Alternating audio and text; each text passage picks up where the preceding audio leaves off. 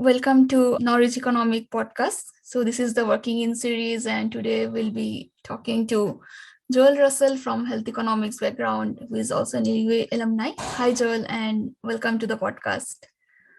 Hi, Deborah Sminter. Thanks for having me. It's nice to be back affiliated with UEA again. It's been a long time, so yeah, happy to be here. So, when did you graduate from UEA, and what was your program? So I think I graduated in 2017, which seems ridiculously long time ago now. What did I graduate in? I actually started in creative writing and then ended up quitting that after a week. And I ended up chatting to Pete, the economics lecturer, and I just attended one of my housemates' economics lecture, and yeah, I really enjoyed the economics. Spoke to Pete after, and he basically allowed me to move over to economics. So it was just a straight BSc in economics. That's Pete Dawson, by the way. And yeah, I loved the course. It was great. So it was just 3 years of straight BSc economics. Nice. So where are you currently working, and how long have you been in this role? So I'm currently working in Bristol Squibb, which is a pharmaceutical company. I've only been in this role for about 6 months. I guess prior to that, I'll give you a little bit of history. So I finished my BSc in economics in 2017 at UEA. And then I did a master's year in health economics at the University of York, which was amazing. Really good training for health economics. And I really enjoyed the sort of statistical modeling side of health economics, which basically looks at different drugs which are on the market and which of those are actually going to be good value for money for the NHS. So you'll build a model that works out how long patients are going to live into the future, how costly it's going to be, compare that against current treatments which are already on the market, and basically see if the NHS should buy them. So I did that in terms of making those models for about 4 years after I finished my master's in York. So I finished that around 6 months ago and sort of moved into the more business side of things, working directly for a pharmaceutical company, which I'm enjoying. It's good fun. It's different, but I do miss the sort of technical side of things as well. Nice. So, do you have any advice for recent graduates on how to decide which industry to choose? I think that's a tricky question. I think I've got a bias, obviously, towards what I do. I think it's really interesting, but it's obviously a research sort of focused role, so it depends what students like. I think is the main sort of deciding factor there. So for me, I always liked sort of theory behind things and sort of research in the academia. So for me, research was always going to be of interest. But if you like the more businessy side of things, then obviously, even starting your own business or, working in a business, more sort of business center, a bit business-centered role would be more applicable. If you like maths, maybe stockbroking, I don't know. I mean, for me, research was of interest. So it was actually an alumni student that came back to UEA and spoke to me about health economics that got me into health economics. I'd not even heard of it when I was sort of second, third year at uni. Yeah, I'd say just try something out, and you'll probably figure out what you like. You can always move jobs. It's not like you're permanently fixed in one area. So. Okay. So, which skills have you acquired during your university days that you use in your current job? Skills. I think in terms of the topics that you cover at sort of undergraduate level are very interesting in terms of theory, but you don't tend to really put them into practice unless you're in a theoretical research role. So for me, the skills which were most important were just learning how to write well in terms of scientifically. Writing scientifically is quite a specific skill. I think particularly coming from more of a creative writing side before uni and not wanting to do scientific writing, it was quite a transition. So it was a great skill to learn to write scientifically with essays and even answering exam questions, for example. I think there's a lot of skills that sort of go unaddressed and sort of are in there in the background, like networking, just being able to talk to people, and people of different backgrounds and different experiences. So That's invaluable. I think discipline, being able to meet deadlines and put good quality work out on time, that obviously transitions well into a working role. And I suppose in terms of the content, I think probably statistics is the most applicable subject which I make use of in my day-to-day role. Okay. What one thing would you do differently if you were beginning your career now? I mean, if I'm including university as the start of my career, then I would have definitely tried harder in maths, because maths is incredibly important in any sort of statistical research field, maths and stats. And I was never strong at maths and stats, and arguably I'm still not particularly strong at maths and stats. So I'd have definitely tried harder with that. I was always fairly disciplined, so I don't regret, studying less hard or anything like that. So tried to make the most of the opportunities. So student internships over the summer, if those are available, I'd strongly suggest applying to one of those. No, I don't really have any regrets apart from not studying harder in maths and stats. Nice. Because we find like really less people who have no regrets in life. So it's nice to meet someone. Yeah, I mean, I've got regrets, but yeah, in terms of studying, I can't think of many. Yeah. Okay. So what does your average day look like in your job? Okay, this is it's quite a long.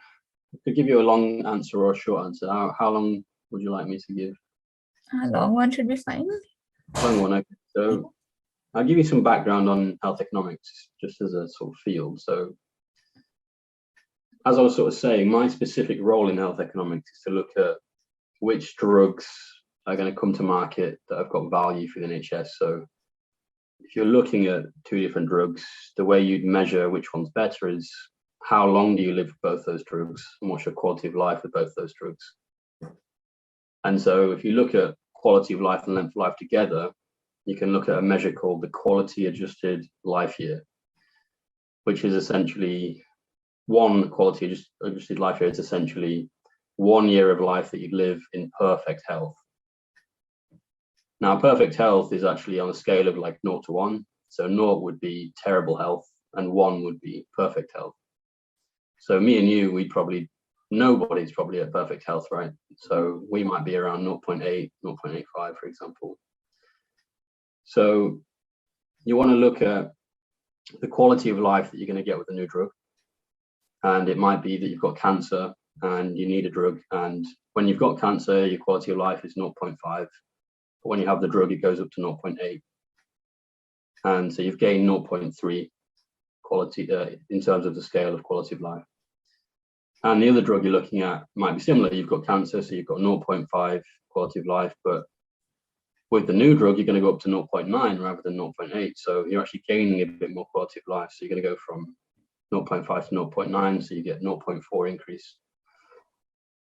Now, to get one quality off that 0.4 increase, you'd like to look at how many years of life you'd have to live at 0.4 on a quality of life scale to get one quality, and that would probably be about 2.5 years. So 2.5 years at 0.4 quality of life would give you one quality. So my job is basically to look at how qualities are made and which drugs can give you those qualities. And I'll compare those against each other, and which one's got more qualities is going to be the better one. But then you also have the additional problem of how much they cost. So you might get one quality more in one drug than another, but one might cost £100,000 less. So you say, well, I'm going to get more health for this person over here, but this one's actually much cheaper. So which one do I buy? So that's where cost effectiveness modeling comes in. So you'd actually look at the trade-off between two drugs in terms of quality adjusted life years and how much they cost. So that used to be my job. So that's sort of what I don't do anymore, but I would build models that looked at these drugs and their quality adjusted life years for different companies that had drugs. So I'd build the models for them. and then they'd take that information and submit it to the NHS's sort of watchdog, which is called NICE, the National Institute of Health and Care Excellence. And NICE would decide if this new drug is actually worth buying. So I'd do the modeling and do the statistical side of things, and then NICE would look at it and say, actually, we think this is really good, we'll buy it, or we don't think it's good value for money compared to what's already on the market, so we're not going to buy it.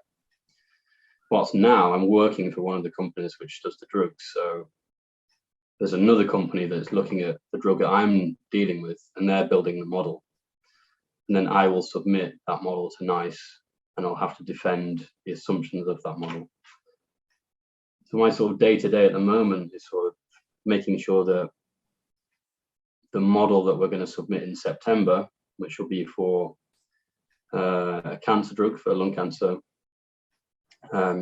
is modeling what we expect it to sort of look like in terms of survival for those patients that go on to use our drug, and what their quality of life is going to look like for as long as they survive, compared to what people would already get in the NHS at the moment if they had lung cancer.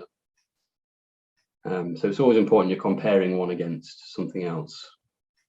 So there's always going to be a comparator. So our new drug's always going to be compared to something which is already in the NHS, for example. So yeah, I mean, there's lots of steps which go into it. I've got to make sure that the price is, is as good as we can get it. By good, I mean that it will get it through to the NHS in terms of good value for money. So it has to be cheap enough that they'll consider it good value for money. I need to make sure that the assumptions in our model are correct. So things like, this could be really, I could go into a lot of depth on this, but I'll keep it fairly high level. The shape of survival over time needs to be clinically accurate and statistically accurate. So there's different functions that you can fit to that survival data and basically extrapolate into the future. There's a lot of discussion around sort of what those distributions look like. And that's a large part of economic modeling, is figuring out the shape of survival over time. Patients could die very quickly in the future, or they could actually survive quite a long time. And that depends on the distributions you choose. So the choice of those distributions is very important. There's the commercial side of things. So I need to make sure that the commercial team knows what's going on with the drug, how it's going to be marketed, et cetera, et cetera. There's regulation. So even though we're looking at things like overall survival and cost, first, the drug's got to be clinically approved by, if it's in America, it'd be the FDA. If it's in Europe, it used to be the EMA, European Medical Agency. Since Brexit, it's now sort of done in the UK only. So it's no longer the EMA, but it's the Medical Health Regulation Authority, the MHRA. So there's lots of different steps, and every day there's different things going on in terms of each of those steps. But yeah, it's changes by the day. It's less busy than my old role, but there's it's different challenges. Yeah, hopefully that answers it fairly well. Yeah, that sounds quite challenging and interesting at the same time. Yeah, it's definitely interesting. Yeah. So what are the biggest challenges and opportunities that you face in your sector? Our biggest challenges are probably our competitors. So, because we've got a drug. So, for example, this lung cancer drug I'm talking about, it's an immunotherapy. So it works by your immune system essentially fighting the cancer. But we don't have a sort of unique drug which looks at that. There's several competitors which also have immunotherapy drugs in the same disease area, which might work very similarly to our drug, for example. So we need to make sure that our cost is lower than theirs. Otherwise, on similar survival data and similar quality of life data, the person with the lowest cost is probably going to get approved. So we need to make sure that we're getting the maximum value in terms of overall survival and quality of life that we can, and also that we're competitive. And that can be very difficult, especially if your data is not particularly good and comparative data is much better and their price is lower, for example. So I'd say the biggest challenges are always going to be competitors and seeing what they're doing. The biggest opportunities, there's a lot of growth in this field. Health economics is still a very new field.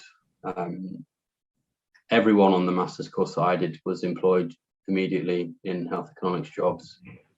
There's a huge labour market out there in demand for health economists. So there's lots of opportunities to grow. And, if you like research, there's lots of opportunities for PhDs, for consultancy work, for research in general.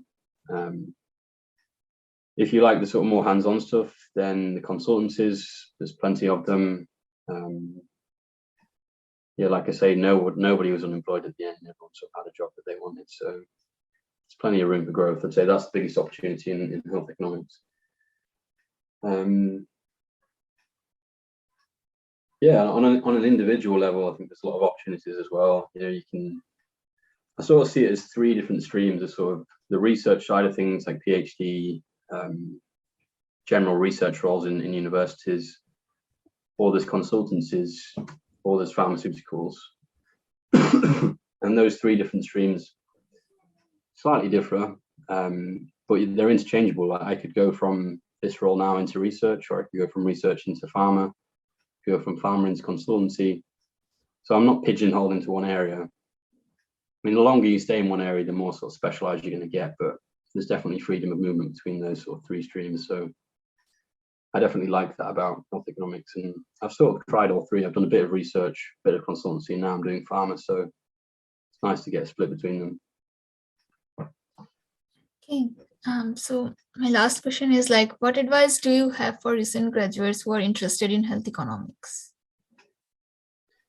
I would definitely look to pursue it as a master's course. That's the first step.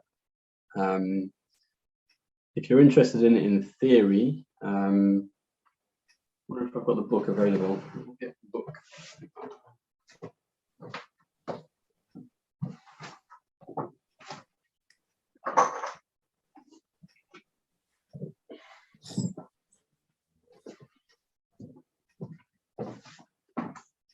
So this book, Methods for the Economic Evaluation of Healthcare Programs. Okay.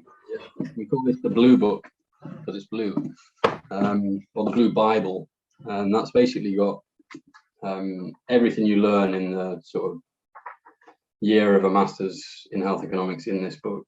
It's very interesting, and it's a good starting point if you do want to think, is health economics as a master's course going to be of interest to me? I'd recommend buying the book and just having a flick through and seeing if it's interesting.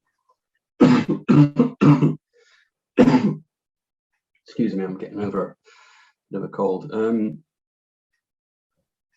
I know there's a course at UEA that does health economics, but the York course is amazing, and as much as I loved UEA, I have no regrets going to York to study health economics. All the sort of founders of health economics still lecture there. It's fantastic. You literally have world-leading health economists that are giving you lectures, and you can seek advice from. It was one of the most seminal years of my life. Very difficult year.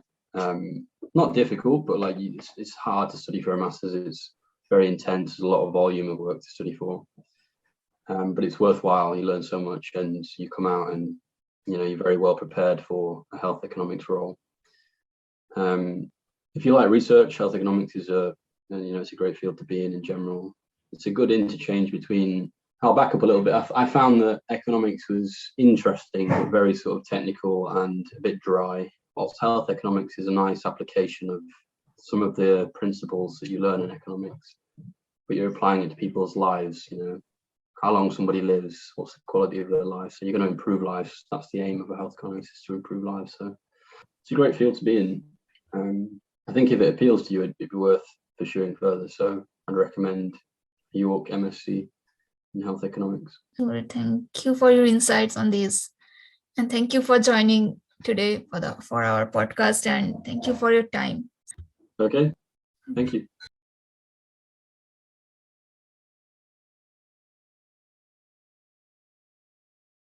Hello and welcome to Norwich Economic Podcast. This is the Working In series where we will be talking to our UEA alumni. Today we have Katharina with us, who is a health economist at Roche. Hello Katharina and welcome to our podcast. Thank you so much for having me. I'm really looking forward to this. Yeah. So when did you graduate from UEA and what was your program? I graduated in 2018 and I studied BA Politics, Philosophy and Economics. Okay. So how long have you been working for Roche? So I've been at Roche for a year and 3 months now.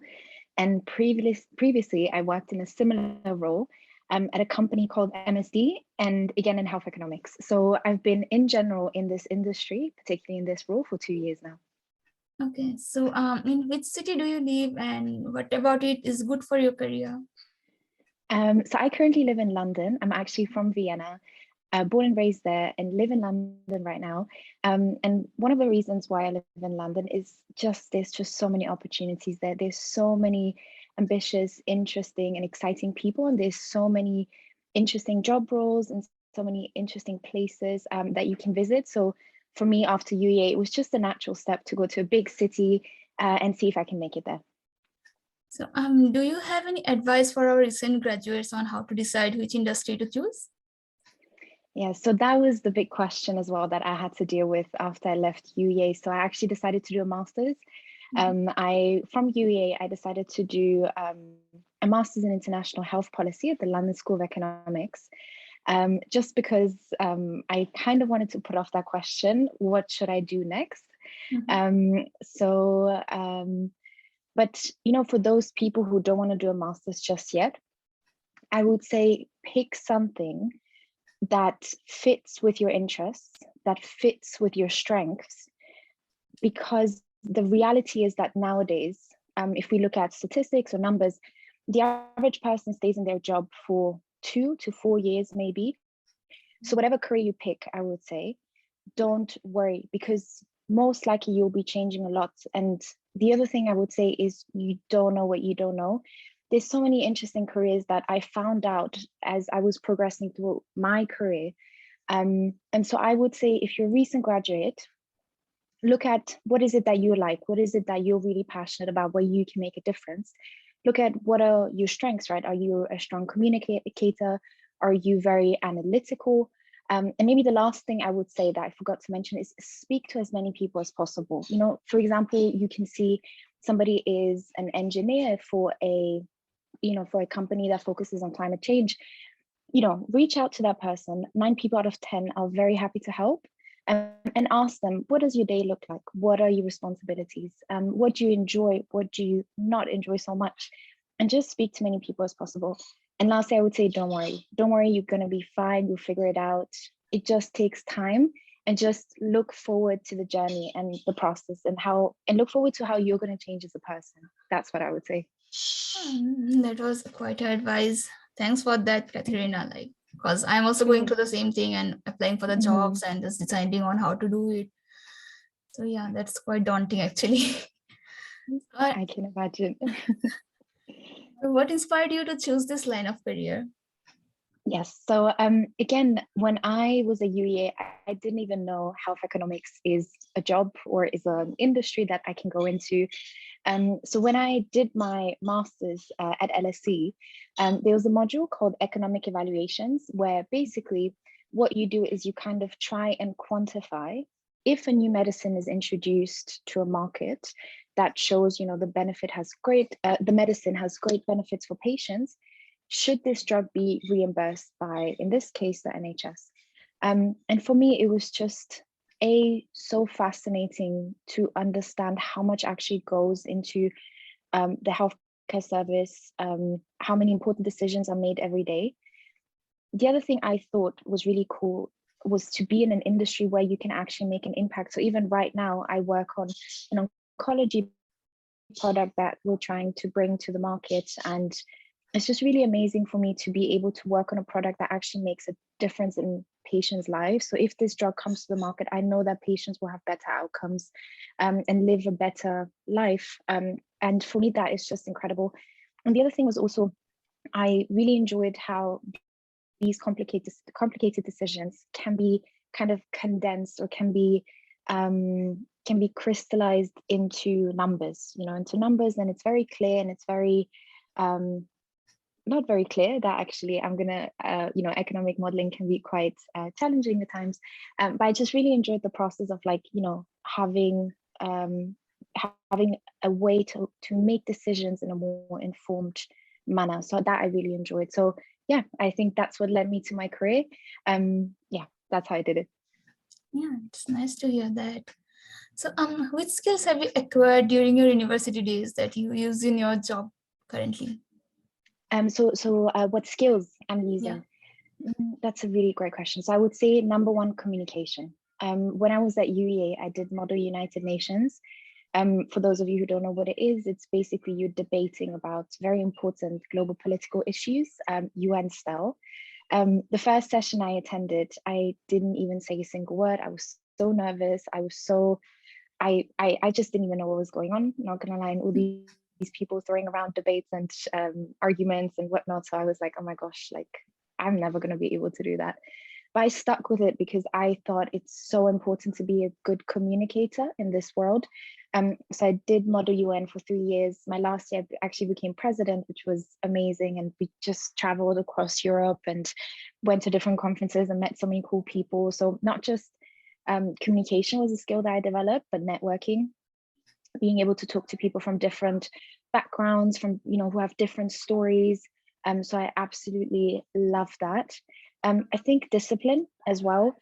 To be completely honest, my degree, I loved it so much, but there were definitely challenging times. There were times where, you know, I had to study really hard for my exam, my final exams, and it was just a very busy schedule. So it taught me a lot of discipline. It taught me a lot of perseverance. And this is something you're going to learn when you enter the job market. You're going to get a lot of no's. You're going to get a lot of rejection, not even because you're not good or competent, but it's just the world out there is very, there's a lot of ambitious people out there. So I would say having that perseverance and that grit is really important. But I would say those were the main things. And I think most importantly as well, how to balance my life. So right now, obviously, when you start working, there's nobody there telling you, you know, you do have a manager or somebody who tells you, oh, there's a deadline here. So you have still a little bit those parallels between university and the work world. But there's nobody after you leave uni, there's nobody that tells you this is what you need to do. So I felt like through uni, I just found a great way to find a balance between my work life and my personal life. But UEA also gave me so many opportunities, allowed me to look for opportunities, to create for opportunities. And I think this is a skill also that's really important in the real world, where if you want to progress and if you want to develop as a person, look for those opportunities, create for those opportunities, and use your voice. So I would say there's many skills I learned, but I'd say communication and perseverance were probably the most important ones that I've learned, and I'm eternally grateful to UEA for that. So yeah. Nice. So what one thing would you do differently if you're beginning your career now? That's a good question. Honestly, it sounds cheesy, but I really wouldn't change how I've done things. I think in first year, I really focused on finding my feet. You know, in this big university, again, I'm not from the UK, so it was really hard to adapt to being in a foreign country by myself. So first year was very much trying to focus on myself, right? So also don't discount that if you're first year or third year, you deal with very different challenges, or fifth year if you're a medic. I would say I really wouldn't change anything. I think the one thing that really helped me at UEA was to connect with my lecturers, particularly when it came to writing references for my master's. And I know some of my friends as well needed references for their job applications. So make sure you connect with your lecturers a lot, because when I was struggling with something, I really got a lot of support from them, which was amazing. And the other thing as well that really helped me was just, again, reach out to so many people and just speak to them and try to figure out, you know, even for when I did my application to LSE, you know, I reached out to people who were at LSE and asked them for advice. How can I improve? So I really, I wouldn't do anything else. Like UEA was such a great time because academically I was challenged, but also personally I was challenged. And also, you know, when I did work with different societies, for example, so on an extracurricular level, I was challenged. So I felt like I made the most of it. But I would say for you to be able to make the most out of UEA, you need to be somebody who takes initiative and who goes for it. And again, that, to be honest, actually, just to go back to the question I answered previously, take initiative, like just go for it, be bold, and yeah, make the things happen that you set yourself out to do, because that is an incredible execution, an incredible skill to have, because everybody has great ideas, but make sure you're somebody who's great at executing. And that was just through society work and events and stuff like that. That was something I was able to learn, and that helps me so much now in my career. So yeah, in sum, I wouldn't change anything. It was honestly, UEA was the best time in my life, and I loved it so much. It's so good. Okay. So what does your average day look like in your current job? My job right now is a good balance between working within a team and working on Excel, on models. So just in sum, for those of you who don't know what a health economist is, so I alluded to it earlier, but a health economist basically, as you know, pharmaceutical companies, there's a lot of things they do, but one of the things they do is they run clinical trials for different types of drugs. And if a clinical trial, for example, shows that a drug is very safe and has very good results, what we call efficacy for the patient, a pharmaceutical company is going to try and bring that drug to the market. But obviously, there's a lot of things that go into that. There's licensing, there is assessments such as, is the drug safe? And my job as a health economist is to basically show whether this drug is cost effective, whether it makes sense for the NHS to reimburse this drug. What I mean by cost effective is I basically look at, because a lot of new drug economists, my job is to show that long term, even though, because a lot of new drugs that we bring to the market are usually more expensive, but long term they save the NHS money, because patients who are sick, if we hopefully cure them, they don't come back as often, they don't, down the line, they don't require that many NHS resources. So long term, we want to show that this drug is cost effective, so cost saving hopefully as well in the long term. So my job for that is I take this clinical data and I make a lot of assumptions. I add different costs as well to, for example, how expensive is it to administer this cost to a patient? What are some adverse event costs that go into that? What are some supportive care costs and administration costs that go into that? So I built this model and basically show these are the costs, these are long-term predictions, this is what we think is going to happen if you introduce this new drug into the market. And so for me, which is really great, so obviously it sounds like a very daunting job. For me, this job, I do it with a team. So for example, some of the people that help me is my medical affairs partner, my marketing partner, and we have somebody who's called the hematology lead, and she basically oversees everything. So I have the opportunity to work with a lot of great people who, they all themselves bring different skill sets, and together we try to figure it out. Okay, if this drug is approved, how do we get to the market? How do we bring it to the market? How do we market it? And my medical affairs partner, because I don't have a science background, my medical affairs partner helps me to understand the clinical data. So like, if this is what we're seeing, what does that actually mean for patients, right? Like if patients with this type of cancer don't progress, what does that actually mean for the NHS and for the doctors and everything? So it's a really great balance between, acquiring some analytical skills, a little bit of statistical skills as well, but also having the human element. So you work with all kinds of people, and you also work with people within the industry. So I work with a lot of doctors trying to understand, if you saw this clinical data, is this something you would give to your patients right now? Which is really cool. And I'm just enjoying it so much, because it's, you develop so much, and no drug is the same, no disease is the same. Like you always push yourself. This is what I really like. And there's no clear answer. It's a lot of problem solving, which I really enjoy. And it's just a great opportunity to push yourself. And I think, especially whilst you're young, develop and push yourself as much as possible, just so you can make that progression down the line. And then when you're a bit older, when you're a bit more settled down, it's a bit easier, and you don't have that much stress if you try to like stretch yourself too much. So yeah, it's a job that I would highly recommend, because there's so much that goes into it, and you as a person will have an amazing opportunity to develop. It is quite interesting to hear. So, So what are the biggest challenges and opportunities that you face in your sector? Oh, I mean, we've just come out of a pandemic. So Yeah.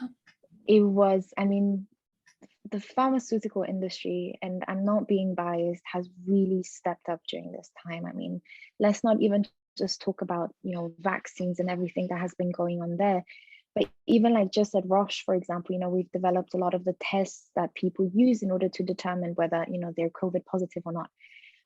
The challenge is really for the industry, like they've been tested to and pushed to their boundaries. And I think what the pharmaceutical industry has really done has done an incredible job at is, in the pharmaceutical industry, there's something called intellectual property, right? Like this is the bread and butter of any pharma industry. So you have a drug that you bring to the market and then it's protected for, I think, 20 years. It's protected through intellectual property rights. And what the pharma industry has done during the pandemic, they've really come together. They decided to waive certain patents. They've collaborated on developing vaccines. They've really ramped up production. One thing I think maybe some people forget is, particularly when it came to Pfizer, how difficult it was to figure out the supply chain, to figure out at what temperature it should be stored at. So really, from my perspective, I'm really proud to be in an industry. And we all know the story sometimes that big pharma is doing this and doing that, and should be done differently. But really, the industry has stepped up so much during this time, and they've really put the patient at the center. And I think we've learned so much as well throughout, and how much modern medicine in general has been, has advanced throughout this process. I mean, we've never had an mRNA vaccine before. We've never developed a vaccine this quickly. I mean, usually vaccines take 10 years plus, right? Because there's just, so much that goes into developing these long-term vaccines. So the industry has, as mentioned, really stepped up, and it's been a privilege to work and, within the company without, obviously being able to say too much, unfortunately, but internally, I just know how many colleagues have, over Christmas, over holidays, late nights, they've worked so hard to really make sure that patients get what they need. And at Roche, for example, we have it's a drug called Ronaprev that, it can be given to patients as prophylaxis, but can also be given to patients with acute COVID symptoms. And it's really being at a company that has such a direct impact. And we've seen the devastation of COVID to not just the economy, not just to the world, but like to individual families and individuals. So really the pandemic, I mean, nobody was ready for it. No country in the world, no individual was ready for it. And the industry has really stepped up and really has done their part. And I really hope some of the lessons, and I really hope some of these wins that we've acquired in the last few years, I really hope we can take those positive lessons forward and we can learn from some of the challenges and make patient outcomes even better. So yeah, it's been a tumultuous year, but it's also been a year where I'm really, really proud of being in an industry that has been so integral to what we've just gone through during the COVID pandemic. And just maybe moving away from COVID, I would say that pharma, especially, we've seen, because obviously, working from home, and a lot of patients haven't been able to, they haven't been able to get their tests done. They haven't been able to get the right treatment when was needed. Pharma right now is also going through a disruption when it comes to innovation. So, for example, we've seen the rise of telehealth. We've seen the rise of decentralized clinical trials. So really the pharmaceutical industry is really, because traditionally it's been an industry that is very difficult to disrupt, because we're talking about patients' lives, right? Like, for example, if let's say your GP told you today, like you're going in for surgery and they're trialing this new software, you don't want to be the first person, or you don't want to be the guinea pig when they're trialing this new software for whatever reason, right? Or whatever it tests. You don't want to be that guinea pig, because if something goes wrong, it's your health, right?